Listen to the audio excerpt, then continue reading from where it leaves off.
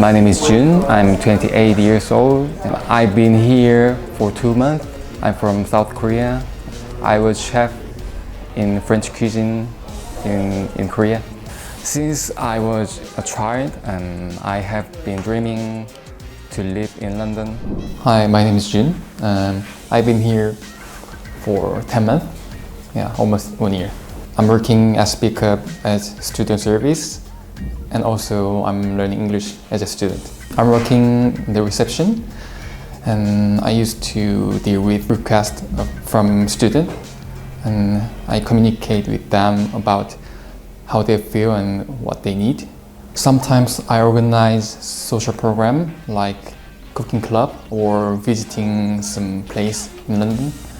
I've improved a lot, haven't I? Yeah, I started A2 from A2. Now I'm B2. Yeah, I had 2 part-time jobs before, so I used to work more than 10 hours per day. But I always say same sentence, and that didn't help me a lot.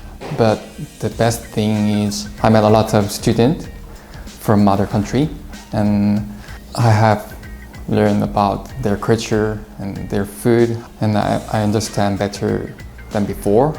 That means I can decide a lot of options in my life.